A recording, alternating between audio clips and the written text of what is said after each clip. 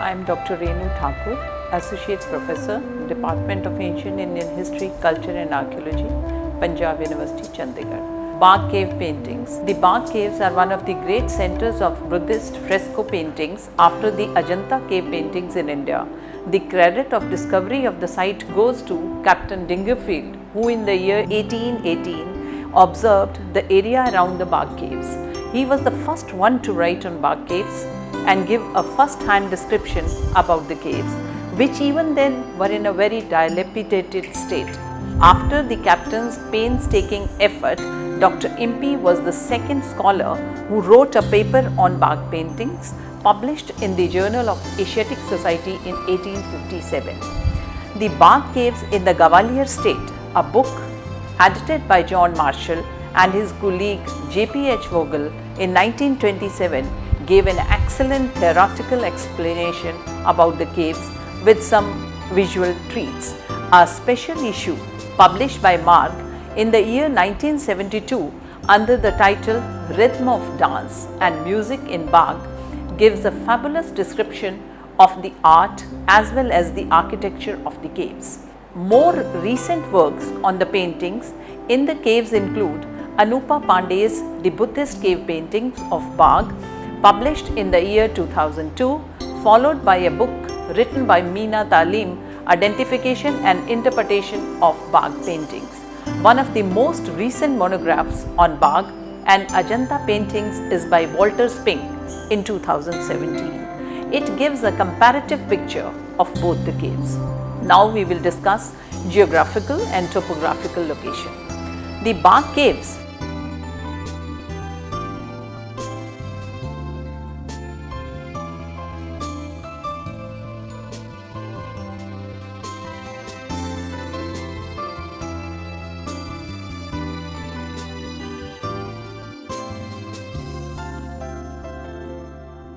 are a group of 9 rock-cut monumental caves among the southern slopes of the Vindhyas in the Bagh town of Dhar district in the state of Madhya Pradesh, situated in central India. The emergence of the name Bagh was due to the river Bhagini flowing nearby the caves, located approximately 240 kilometers to the northwest of Ajanta.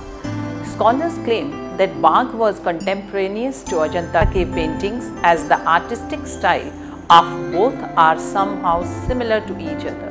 What is interesting is that all the 9 caves are vihars and there is no Chaitya hall here, though the main caves that have a quadrangular plan do have a sanctum in the back wall that houses a stoop forming a small chapel. The caves are in a very dilapidated condition, which is quite evident from the fading of the paintings. The frontages of the caves extend over about 750 yards. The landscape around the caves is surrounded by good forest cover, which is evidenced also from the surviving paintings, where the natural flora, variety of flowers, fruits, creepers and foliage is depicted in the borders at the corners of the images. The caves look especially beautiful during the rainy season when river has water and forest is lush green. During the ascent to cave, one meets many springs, but the heavy rainfall in this district creates problems, as well as it has helped to speed up the natural processes of the deterioration of the caves and it hinders access to them. The remnants of the paintings were very few even in the early 20th century.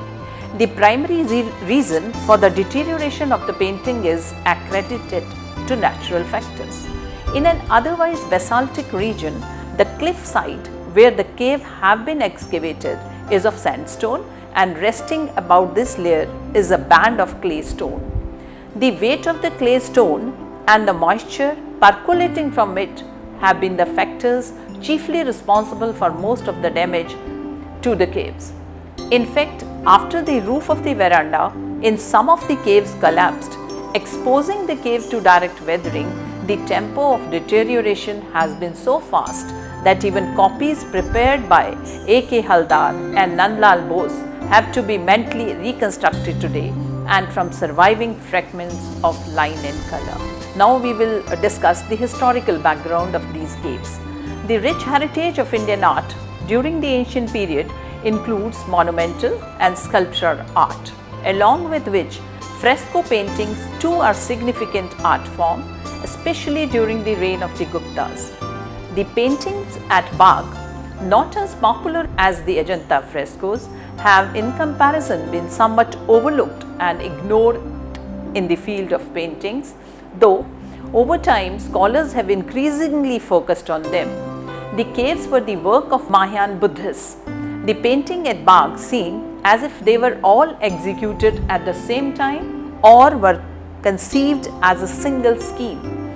According to the Dashkumar Charitra, the 10 princes composed by Dandin in the 7th century, the Vakata king Harisen had a son who ruled over the Bagh region. A copper plate inscription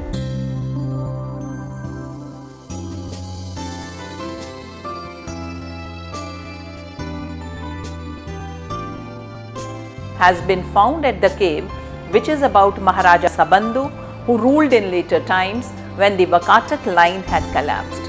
Therefore, the caves can be dated somewhere between 470 to 480 AD, when the king Sabandhu provided money for repairing the broken Bagh caves.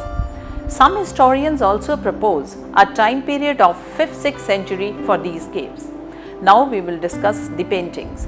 The significance of Bagh paintings can be assessed from a statement by Marshall in his work.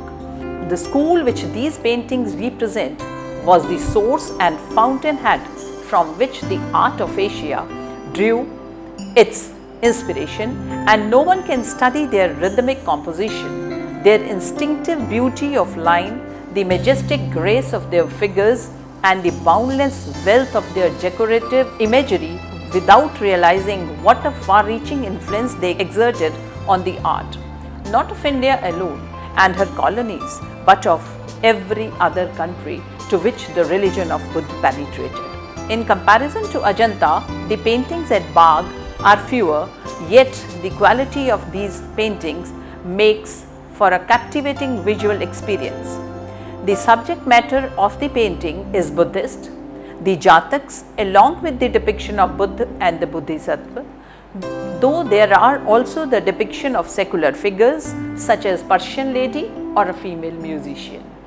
Total paintings are found in caves 2, 3, 4, 5 and 7. Although in most of the caves there are only fragments of the original decoration, with the most work visible in cave number 3 and cave number 4.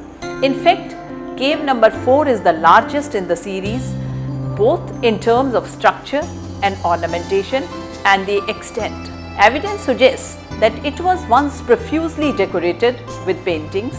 The main scenes are located in the veranda of cave 4 and cave 5. In fact, the best preserved portions of the Bagh paintings is found on the inner wall of the veranda of cave 4.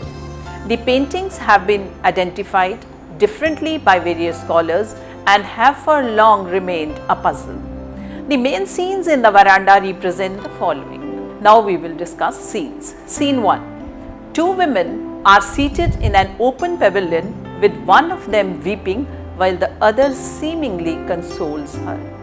The scene 2 discusses in a grove 4 men seated and appear to be in a serious discussion, with one who looks like an ascetic sermonizing. Scene 3 discusses a group of male figures in the upper section of the work and below a group of female musicians with just their heads visible. The 4th scene discusses 2 groups of female musicians playing musical instruments, as a male figure is shown in the center of each group. The scene 5, a cavalcade of horses with riders who seem to be nobility. In scene 6, a procession of elephants led by a young man of noble birth. The scene 7 discusses in a grove 2 men shown seated with one preaching to the other. In this regard, J.P.H. Vogel states that it is a Jatak or an Avdan, whereas John Marshall identifies it as a representation of Mahajanak Jatak, and Anupa Pandey is of the opinion that it is the representation of the story of Nand's conversion. Other scholars have identified the painting with two groups of female musicians, with a male in the center as Hali Salasya, a folk dance with the dancers in a ring consisting of a double group of female musicians led by a man. There are other identifications of the paintings that shall be explored as some of the main paintings are discussed in greater detail. The detailed description and analytical discussion of some of the paintings in cave number 4 is as follows. Scene number 1. In this, two women seated in an open pavilion can be distinguished easily. The one who is on the right side of the painting seems to be grieving, as with her right hand she has covered her face and the left hand is extended out in an eloquent gesture of grief. The woman on the left is seated in an elegant posture and seems to be consoling the grief-stricken women, possibly listening to the painful story of the women. The woman who seems to be lamenting is simply attired in a white, wearing just a hand ornament, whereas the other woman is bejeweled, adorned with a beaded small and a long neck piece, head ornaments and a girdle around her waist. Her hair are tied in a knot and possibly adorned with flowers. This seems to indicate that the woman belongs to the elite class, maybe a princess. She has placed her left hand on the right shoulder of the weeping woman, a gesture of consolation. The postures of both women are very expressive, one of her deep grief and the other is of agony. She feels, and other expressive of concern and empathy. Anupa Pandey underlines the success of the artist in conveying the grief of the woman who is weeping simply through the hands that communicate the emotion even when the face is not visible. There are traces of a pair of birds, those are pigeons, fluttering their wings on the roof of the pavilion where the women are seated, adding not just greater naturalism but also poignancy to the scene. The artist has employed contrast of colors, white against browns, to impart freshness to the palette. His success also lies in conveying the emotions and the moods of the situation with such ease and success. Here the link of Bagh paintings with paintings at Ajanta is visible, particularly in the use of highlight on the lower lip and the bridge of the nose, to give form a certain roundedness. There is difference in the perception of various scholars regarding the interpretation of this painting. According to Meera Talim, this painting is based on Malini Vastu of Mahavastu Avadanam, which is a full episode of the bravery of Malini, the daughter of the king of Benares, who was devoted to Buddhist monks, and her devotion angered the commentary of Brahmins, and they all persuaded the king to give Malini a death sentence. But with her intelligence and courage, she managed to escape this. As soon as the news of her death sentence came to her chamber, all the ladies inside were grief-stricken and started weeping. According to Talim, it is this episode that is represented in the painting. She identifies the woman who is well ornamented as the princess, Malini, and the second lady who is overwhelmed with grief and is covering her face with an upper garment as a woman from the ladies' chamber. It seems that the weeping lady has come from outside and has disclosed the news to the princess. The other interpretation is by Krishna Chaitanya, who relates this scene to Gautam Buddha leaving his home in search of enlightenment. In his opinion, this scene depicts Gautami, the foster mother of Siddhartha, trying to console Yashodhara after all efforts to bring him back failed. This description is found in the Buddha Charitra, whereas Anupa Pandey identifies the scene as that of the weeping Sundari, who is grief-stricken after receiving the news that Nanda has joined the monastic order. Now we will discuss scene number 2. This particular painting is to the immediate right of the above discussed painting.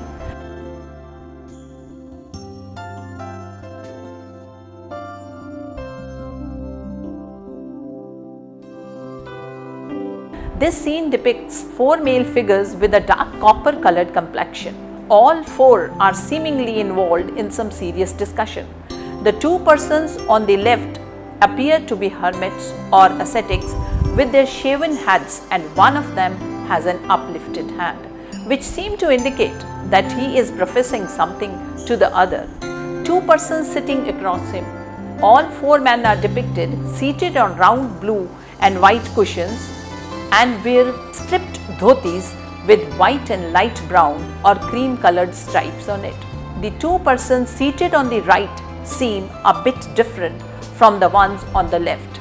They seem to be from the elite section of society, especially the figure second from the left hand side, who wears an elaborate headdress studded with beads and jewels, earrings and armlets, with the one on the extreme left also wearing a crown and armlets. 3 of them wear double necklaces. The one who seems to be preaching is adorned with a single strand beaded neckpiece. There is a small child or dwarf-like figure on the left side of the painting, accompanying the persons on the left. He is blue in color, distinguished by a curious white crest, trefoil shaped on the top of its head. The scene is laid in a garden, park or a forest, as is indicative from the foliage present in the background in the painting. Here the artist places dark figures against a dark green foliaged background, and yet the figures are clearly discernible. The entire atmosphere of an intense and serious discussion is here conveyed through the expressions and the hand gestures. Anupa Pandey identifies this as the sermon in the grove, when Buddha gives a sermon to Nand, explaining to him that if affection, desire and passion did not exist, then happiness would be his. According to another identification, this painting seems to be closely related to Vidhur Pandit Jatak, wherein 4 Brahmins have renounced the world. As per this identification, to the left is King Dhananjaya, engrossed in listening, seated cross-legged on a cushion. The expression on his face is one of involved in a serious discussion and listening attentively to his minister. All the 5 figures depicted correspond to the Vidhur Pandit Jatak. The Jatak narrates that the present discussion began in the beautiful park at Mangal Pokharani, hence it is very correctly painted by Bagh painters. In the third scene, we see that the scene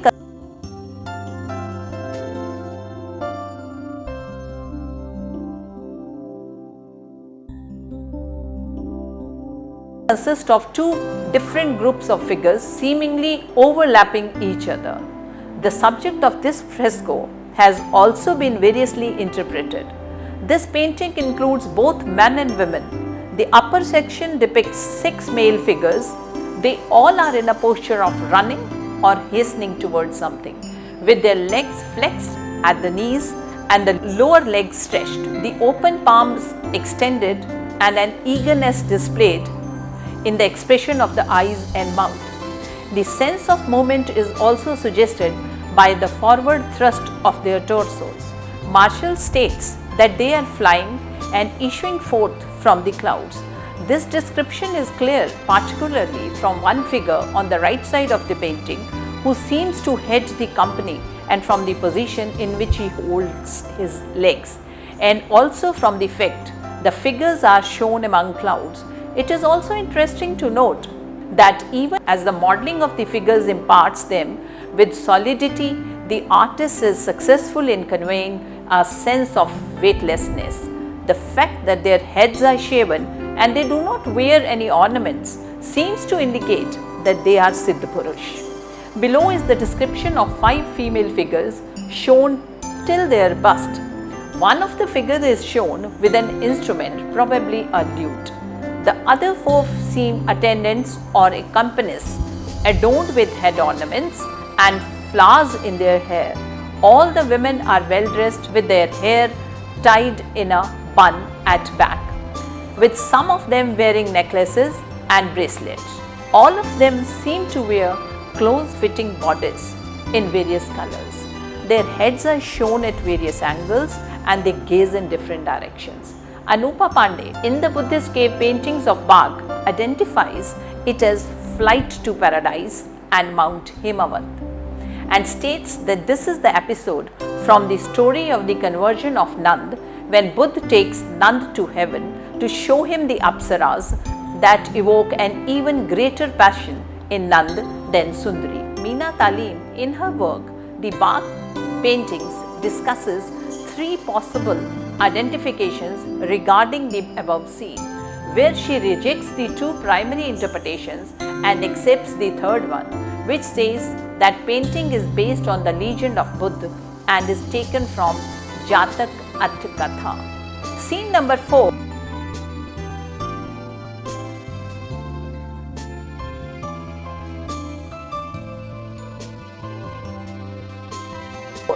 Depicts two groups of women arrayed around a man in the middle. The group on the left has 7 women and the men on the right 8 women, both in a semicircular arrangement with a male figure in the center.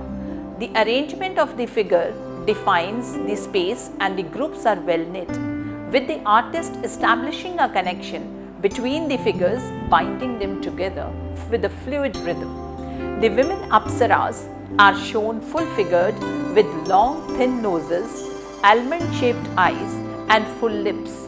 Here too the bridge of nose, the lower lip and the chin are touched with white as seen in Ajanta paintings. Shown from different angles, their postures convey the rhythm of music that is being played by them on various instruments from drums to cymbals and sticks.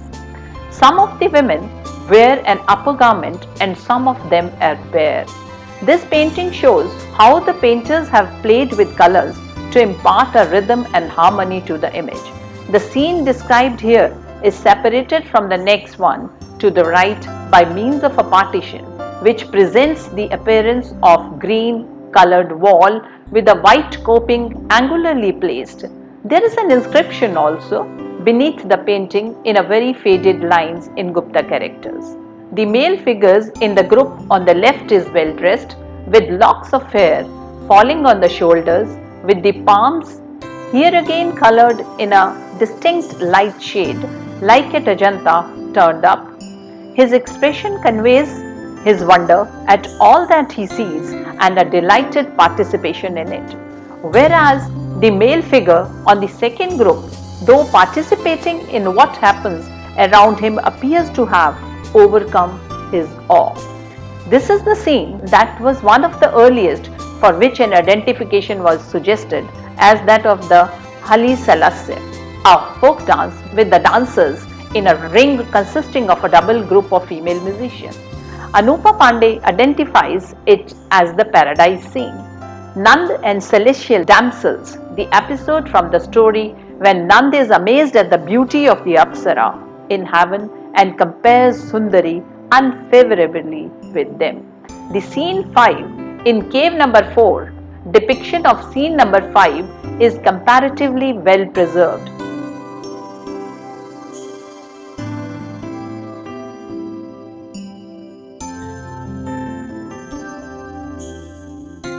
And depicts a cavalcade.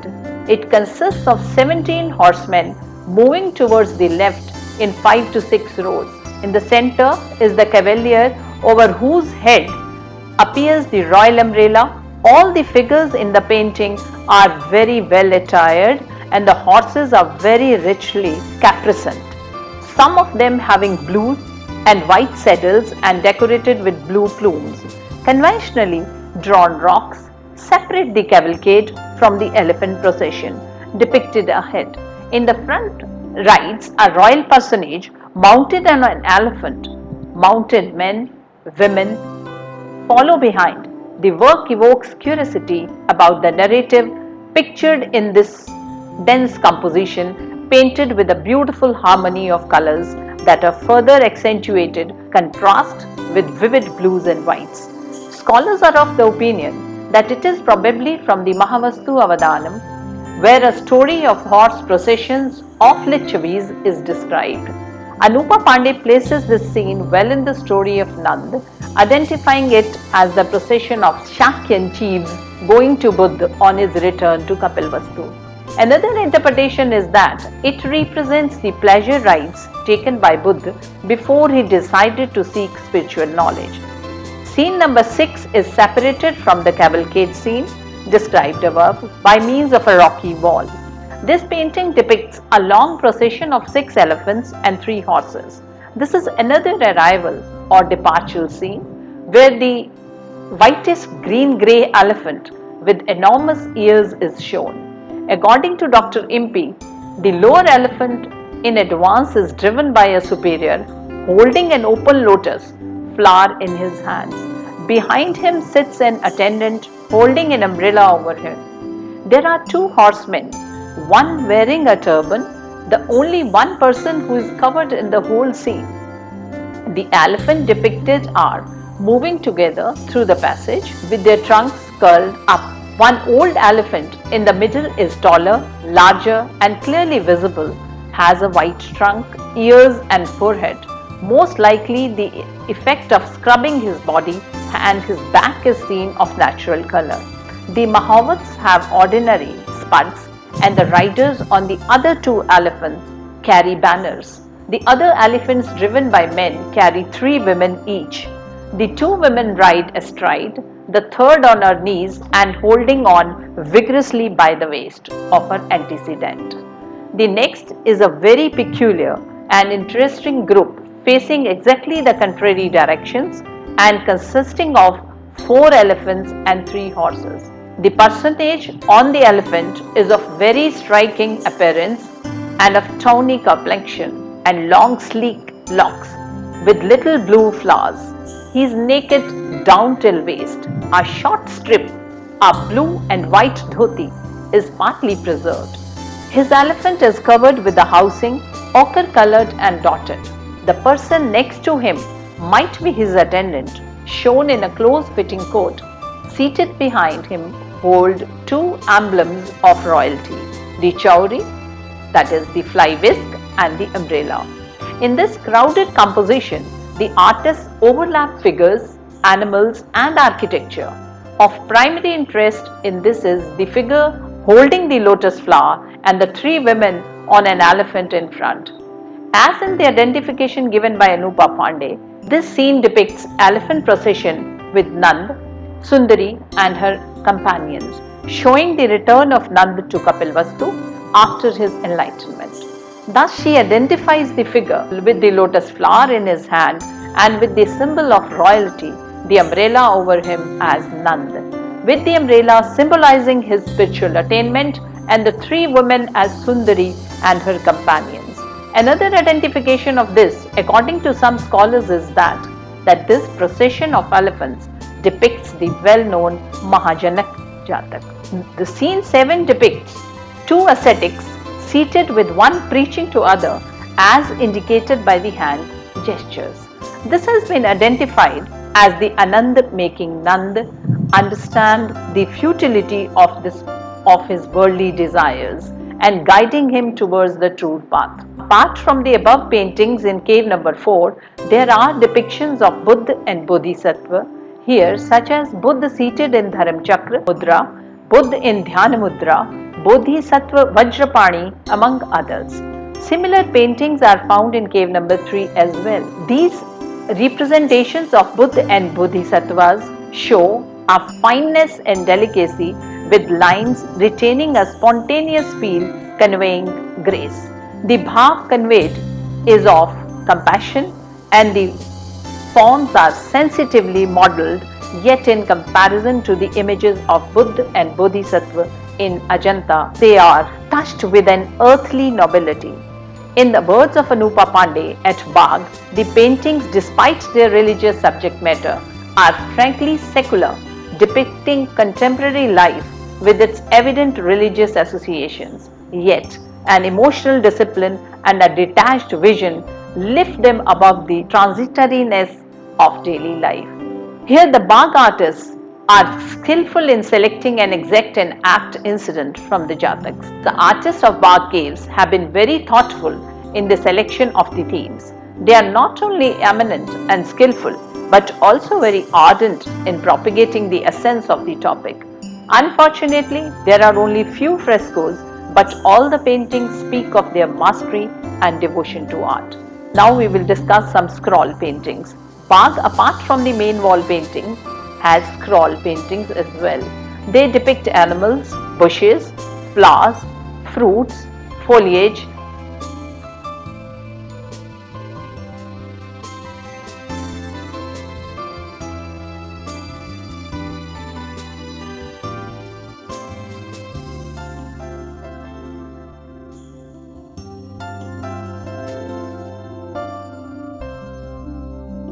And are visible on the pillars and ceilings.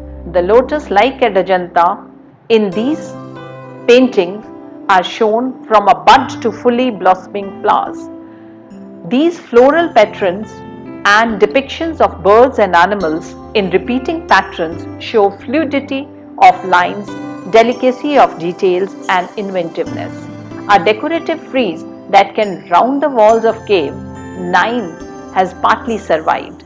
It consists of an undulating course of stems of lotus plants with leaves interspersed with birds and animals. Bagh, though contemporaneous with Ajanta, does show some shift in approach. Stylistically, the style is more linear, with the modeling having thinned down somewhat and also exhibiting, according to scholars, a certain dilution of the spiritual aspect. Though a much smaller site it is, significant in our overall understanding of Buddhist art and more importantly the evolution of Indian painting. Now we will discuss Badami cave paintings. The exquisite caves at Badami, situated in the Kaladagi collectorate in Bijapur district and 5 kilometers from Malprabha river in North Karnataka, are yet another illustration of rich and unique heritage of India. The site is amazing, with cliffs and imposing monoliths of pink stone towers above the magnificent blue lake. Badami caves demonstrate the excellence of the Chalukya school of art and architecture and date between 5th and 8th century AD. In the 6th century, the Chalukyas grew in the Deccan to rule and occupy the whole of southern India for the coming 200 years. They constructed enormous art pieces. The Western Chalukyas succeeded the Vakataks in Deccan as the most powerful dynasty. Pulikeshin I, founded in 540 AD.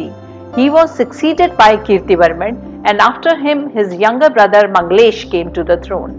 He was a great patron of art and architecture and created most magnificent caves and temples in his capital.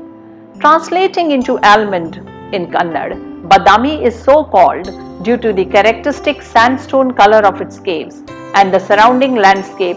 These 4 cave temples stand tall as a symbol of secularism and religious tolerance. The caves are dedicated to different deities, while cave number 1 is dedicated to Lord Shiv, cave number 2 and 3 are dedicated to Lord Vishnu, and cave number 4 is dedicated to Jain Tirthankars. The paintings here are executed in tempera and cover an area of about 200 square feet. The main pigments are yellow, ochre, terracotta, carbon black, lime and trace blue, ultramarine. Most of the paintings have become indecipherable. The inscription of Manglesh, dated 578-579, in the 12th year of his reign, describes that he was a true Bhagavat, and the inscription itself gives a clue that the visitor should look around on the ceilings and the walls as well as the sculpture to comprehend the wonderful decoration of the cave by the artist of Manglesh.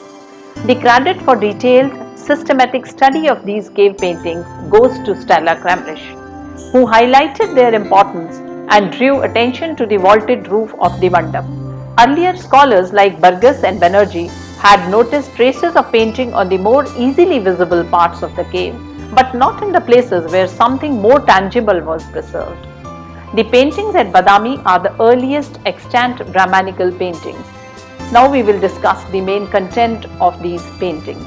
Cave number 4 shows Indra witnessing music and dance.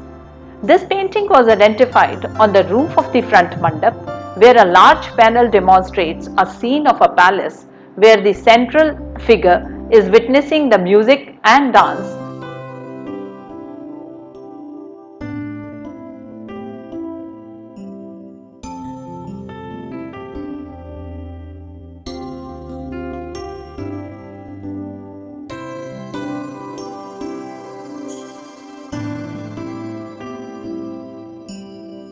There is a balcony above from where the spectators are watching the scene. There is a central figure in soft bluish green color who is seated with one foot resting on its seat and other on the padpeet.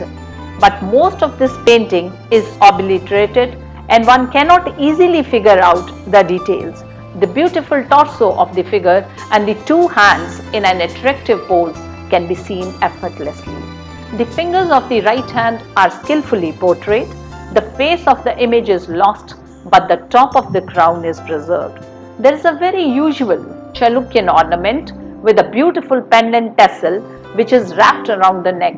It's a very common sight in the sculptures which are carved on the walls as well. A single earring is visible in the left ear, though the other one is not noticeable. Now we will describe the dancers. At the feet of this eminent figure, a number of people are seated, again not clearly visible.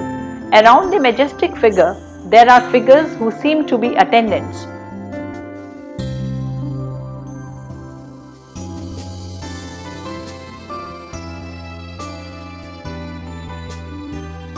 Holding chummers. On the left side of the scene, an orchestra is seen with two graceful dancing figures. The woman is shown with her back towards the viewer and the male is shown facing the audience. The former has crossed her legs and is almost in Prisht swastik position with her right hand in Dand and the left hand in Kat Kamuk. The latter is dancing in the Chatur pose with the left hand in Dand Hasta and the right hand in Katak Mukh, raised somewhat in consonance with his eyes lifted upwards and envisaging something heavenly. The male dancers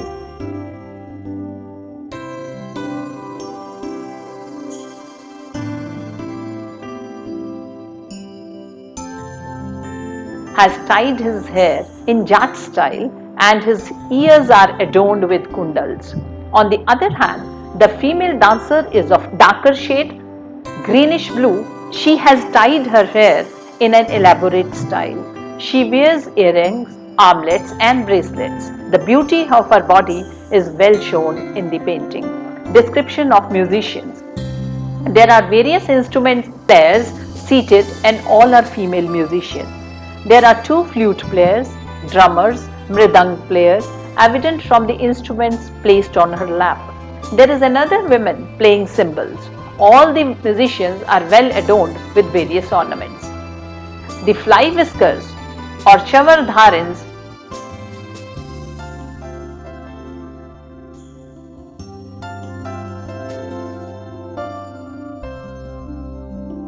near the principal figure hold the flying whisk in a manner so as to rest sometime on hand or on shoulder. Now we will discuss these paintings. The scholar who witnessed this scene is of the opinion that the scene depicts Indra in his lavish palace, Vaijayanta enjoying dance and music. The female dancers are compared to the heavenly nymphs who practice the great art of Natya, and the person near him is probably a teacher who is demonstrating his skill of dancing. Cave number 4, King Kirtivarman is seated with his queens is shown. The next large panel of equal size depicts King Kirtivarman seated with his queens. This painting exemplifies the great respect and honor that Manglesh had for his elder brother Kirtivarman. This scene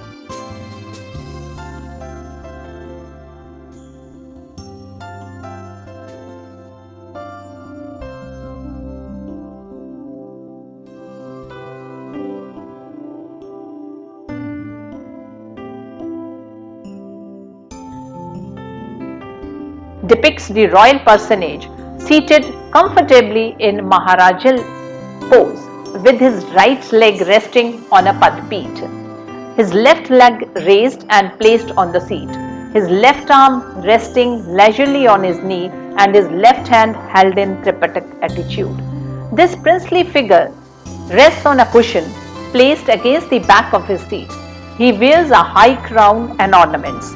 There are several crowned princes seated to the right, waiting to receive his orders. Towards the farthest end is a woman dressed in a lower garment and holding a staff in her hand.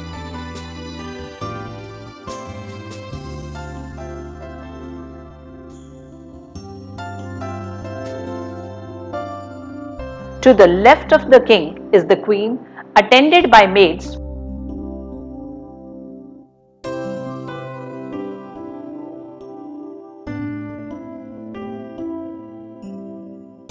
Probably adorning her feet.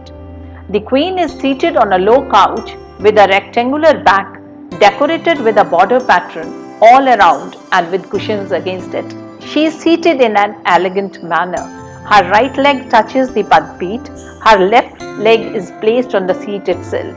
She rests her right hand on her seat with her left hand in a shuchi pose. The kundals drop from her earlobes.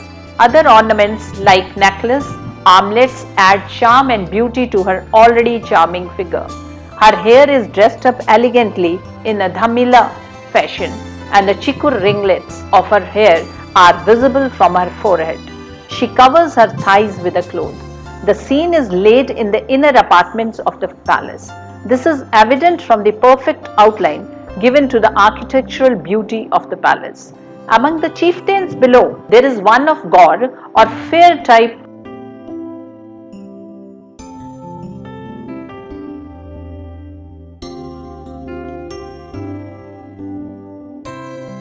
one of Swati shape and another in a dark complexion or greenish blue color, similar to ones which has been already discussed. The figure probably suggests a king and his hand in Tripatak indicates two factors. One, attainment of supreme knowledge and the other of universal sovereignty on earth, either of which the king has in all possibility attained. He is shown with an oval halo around his head as in case of many Chalukyan figures.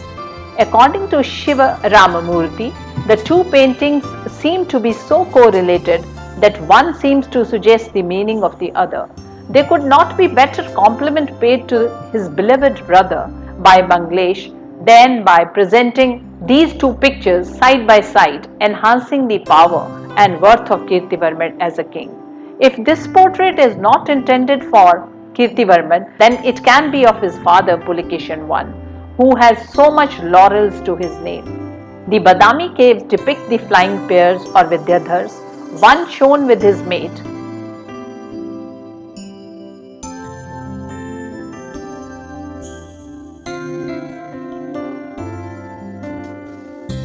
Their hands closely entwined and neck in Kathalesh. The Vidyadhar wears a crown, kundals and a mukut yajnopavit. The Vidyadhars hold up their hair in Dhamil fashion. While the female is swarthi in color, her mate is fair. They are happily conversing as they sail amidst clouds soaring up high in air. The other is more beautiful, though less preserved.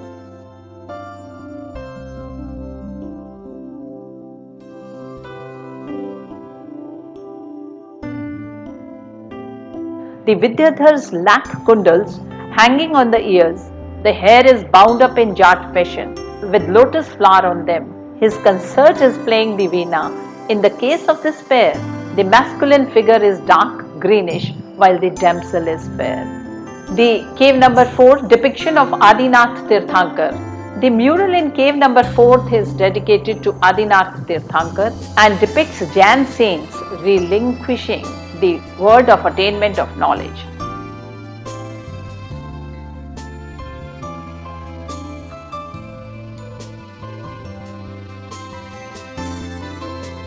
The image depicts the Jain saint sitting in center with half-closed eyes in Dhyana Mudra and his probable devotees or attendants around him with no clothes on their body. there are two people sitting on his shoulders. The right one seems to be bare-bodied, whereas on the left there seems a lady sitting fully attired. The Tirthankar is sitting in a very attentive manner with some kind of lavish attire on his body, with huge earrings and a halo beyond his head, depicting the enlightenment he has gained through penance. Cave number 3. There is a fresco depicting Shiv and Parvati in cave number 3.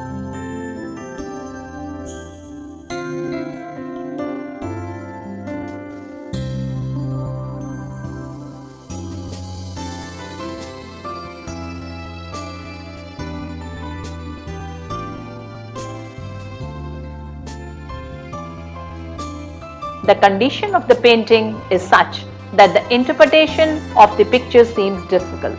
The color of the painting is wonderful and worth describing. The fragments of Badami murals still evoke the images of splendor and magic of bygone eras.